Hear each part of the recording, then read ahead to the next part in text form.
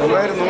എനിക്ക് എല്ലാവരെയും പെർഫോമൻസ് വളരെ ഇഷ്ടപ്പെട്ടു. എല്ലാവരും ഇപ്പോൾ ശിവതയാണെങ്കിലും അപർണയാണെങ്കിലും ചന്തു ആണെങ്കിലും അനു ആണെങ്കിലും പാർവതി ചേച്ചി ആണെങ്കിലും എല്ലാവരും വളരെ ഗംഭീരമായിട്ട് പെർഫോം ചെയ്തിട്ടുണ്ട്.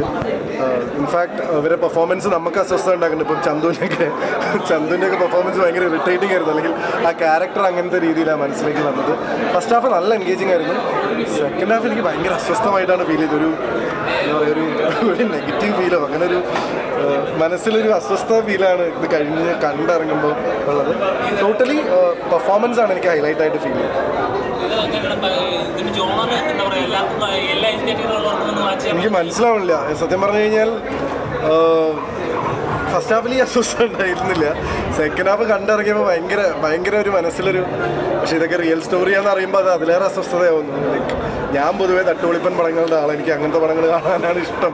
പക്ഷേ ഈ ഒരു സിനിമ എനിക്കിത് വെൽമെയ്ഡ് സിനിമ ആയതാണല്ലോ ഈ ഒരു അസ്വസ്ഥത എനിക്ക് ഉണ്ടാക്കിയത്.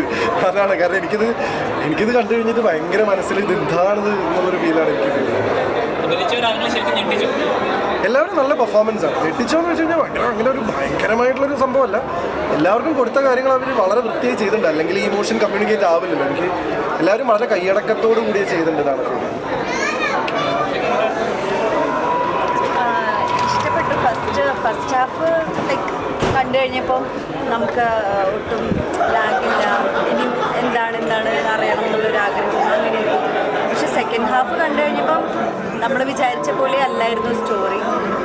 അപ്പം പിന്നെ ഇത് റിയൽ സ്റ്റോറിയാണ്, ഒരുപാട് ഇതുപോലത്തെ സംഭവങ്ങൾ നടക്കുന്നുണ്ട് എന്നും കൂടെ അറിഞ്ഞപ്പം മനസ്സിലൊരു ബുദ്ധിമുട്ട് ചേട്ടൻ.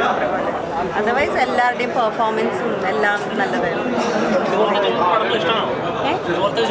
എനിക്കിഷ്ടമാണ്. എനിക്ക് എല്ലാ ജോണറും പടം ഇഷ്ടമാണ്.